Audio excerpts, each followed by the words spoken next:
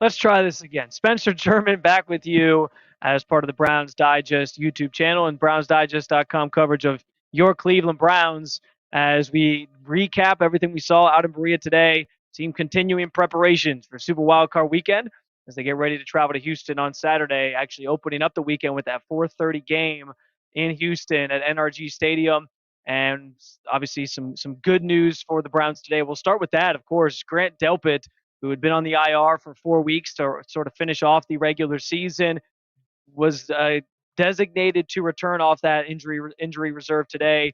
What that means for the Browns, not necessarily that he will be available this weekend. So there's a chance that could happen. Jim Schwartz leaving those types of decisions, of course, to head coach Kevin Stefanski, who we talked to Schwartz today. But it sounds promising that there's a chance he could return at some point during the playoffs if they were to make a deeper run, or potentially this weekend. We'll see what tomorrow brings. But what that means for the Browns and what that means for Grant Delpit is that he's now allowed to practice with the team. He has 21 days to be out there practicing, working his way back towards being on the field. And after that 21 days, if they don't designate him or they don't activate him, I should say, to the active roster, then he has to revert back to the IR and his season truly is over. But promising news and updates on that front. Some reinforcements potentially on the way on that Browns defense in the form of Grant Delpit. And that would obviously be much appreciated for a team that has dealt with just an assortment of injuries this year on both sides of the ball, but to have their defense back to nearly full strength for this potential playoff run would obviously be massive for this team. Also on the injury front, some guys who were back on the practice field today after missing yesterday include Pierre Strong, a third string running back for the Browns, Juan Thornhill, another starting safety who obviously sat out the last couple weeks, Greg Newsome, one of the star cornerbacks in this secondary. All three of those guys were out there practicing today after missing practice on Tuesday. Same can be said for Myles Garrett. Now, he was excused for a personal reason on Tuesday for Tuesday's session, but back out there today, leading the charge, leading stretching, all that good stuff, and no worries there. The only player who was also not out there on Tuesday that was once again absent today was top wide receiver, I should note, Amari Cooper, who continues to kind of work off on the side, do some of his own workouts with trainers and things as he gets ready for Saturday's matchup. Now, he did note that he would have been ready to play this past weekend on Sunday in Week 18 if the game had any sort of stakes and they needed him. Obviously, it didn't, so he rested up that heel. And it sounds like he made it clear he's trending towards playing this weekend and that's going to be the case. So you can expect Amari Cooper to be out there come Saturday, barring any setbacks. You can expect, I would say, Myles Garrett to be out there again because of the personal reason he was back out there today. And some of these other guys who returned to practice today, a promising sign for them as well as Cleveland gets ready again for the Texans to start off the Super Wildcard weekend come Saturday. Speaking of the playoffs and speaking of we've talked about it already on the site, and I talked about it yesterday for our practice report that I had with Brendan. Just the mentality that this team is kind of approaching these playoffs with. And Joe Flacco hit on a big one yesterday where he mentioned, you're just focused on the moment, focused on the one game in front of you. There's not this long schedule in front of you. You're not worrying about 18 games or 20 games. It's just flat out, this is the only game in front of us. This is the only opportunity we have. So we got to make the most of it and focus on trying to get this one taken care of. And it's what's interesting about it is, yeah, like that makes a lot of sense for that to be your mentality. For this Browns team, though, that's really been the mentality since they sort of broke camp at the Greenbrier and came back to Cleveland for the rest of training camp and then started the season. So for them, it's nothing new, and I find that pretty interesting. And Joe Bitonio, another leader on this team, just talked about that mentality and what it's going to take to get the job done in the playoffs. You got to hear a lot of respected guys in the locker room, coaches, players, discuss their experiences in the playoffs before and what it took their past teams to win a championship. And I think just the crowning thing was like we've talked about all year is going 1-0, focus on the fundamentals, understanding that there's going to be big plays in the games, but you prepare for these moments. There's time to take it in, but once you get between those, lines, it's 11 guys on the field at a time. You got to do your best every play to support the team. But it was really cool to hear from those guys. I think it brought a great energy to the room. And then, coach kind of finished it off with, all right, we've talked about it, and now we have to focus everything on the Houston Texans. And I think Joe made a great point about we have nothing else. It's the only thing on our schedule is the Houston Texans. We can't think about, the next 18 weeks or anything like that. We have to go 1-0 this week against Houston, and then we can see what's happening after. Joe Flacco seems to be right on point with a lot of things, and I think that line about there's nothing else on our schedule certainly rings true for this team and kind of where the focus is at as they get ready for the Texans this weekend. And yeah, sort of reflecting a little bit on this now documented team meeting that they had on Monday, where a lot of these players and coaches who have that Super Bowl experience or have experience making a deep playoff run were able to speak and just share their perspective on things, their outlook on things, what works this time of year.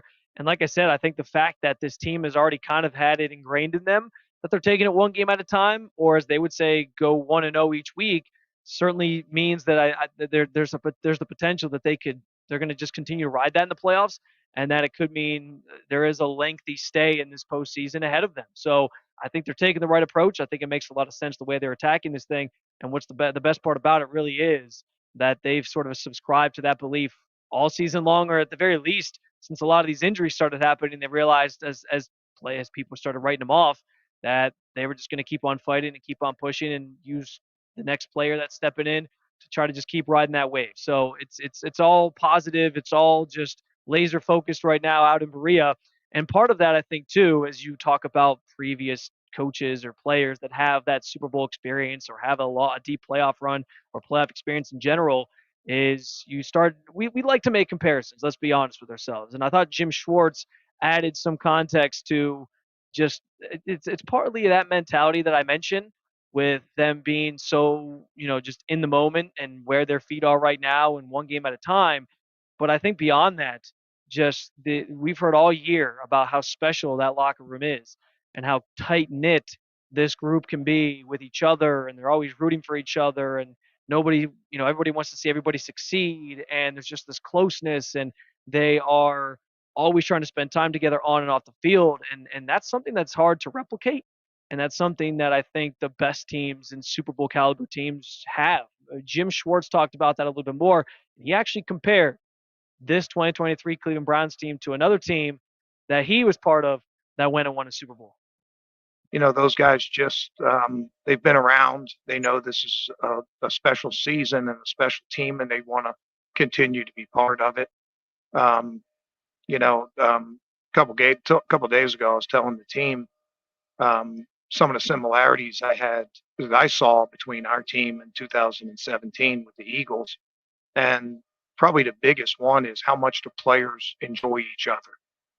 They genuinely root for each other and genuinely like to be together and practice. And that continuity has taken us through a lot of tough times this year. I mean, we've had some things put in our way over the course of the year, but you don't see the frustration show on the field. You don't see guys throwing helmets or yelling at each other, or you don't see the jealousy, or you don't see finger pointing. And that was probably the thing that stood out the most between like our team and where we've been. A lot of people have made thing of lost a starting quarterback and veteran replaces him and multiple injuries and things like that. But I just say our team like genuinely has fun together.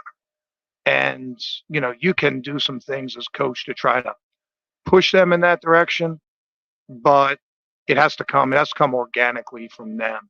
And that's been developing over the course of the whole season. I think we're stronger now as a result of some of the tough times we've been through, and we're going to have to rely on some of that resilience as we go through this playoff season. Like I said, a great play can propel you. A missed opportunity, drop pass, a dropped interception, a missed assignment can send you home. It's high stakes, and I think our guys are ready for that challenge. Schwartz getting 2017 Super Bowl champion Philadelphia Eagles vibes from this group. And in the beginning part of that, he was kind of referencing with all the injuries this year, especially on the defensive side of the ball, more guys like Maurice Hurst and Rodney McLeod and others. Those guys have stuck around in the building. They've been here as the team continued the regular season and make this playoff push, and how just the ability of this group to want to be there for each other, want to feel part of this, is what kind of allowed him to divulge into the comparison there to the Philadelphia Eagles from 2017 when they won it all. because he saw a lot of the same things. And I think that's telling. That can be such a powerful, powerful thing. It's hard to quantify what that means on an NFL team or in sports in general. It's hard for us to sit here and say like, well, how much is this going to actually mean when they line up on the field and have to knock each other around? But in this instance, man, like you can see and feel the difference of past Browns teams and this Browns team specifically, how tight knit they are and how that has propelled them to this point to get through all the injuries they have, the four different quarterbacks, all of it to get to this point. It's clearly meant something. And that could be a dangerous thing as they go play other teams on the road, in particular, throughout this postseason that lies ahead, however long they're going to be sticking around. One last note I wanted to give you guys on the Texans injury front, because there are some injuries that are worth noting as they get ready for the Browns as well. A couple defensive ends that did not practice for a second consecutive day: Jonathan Greenard, Jerry Hughes, and of course Will Anderson Jr., the rookie. Those guys all important to what they want to do defensively. They also didn't have Noah Brown, one of their top wide receivers, out there. So just some things to keep in mind as the Browns get ready again for that matchup with the Texans. They deal with some injuries of their own, and we'll see how those things round out here on the final day of practice on Thursday. I'll be back with you tomorrow as part of our Browns Digest coverage of the Cleveland Browns with another practice report. In the meantime, be sure to keep following along at the Browns Digest YouTube page and, of course, at brownsdigest.com.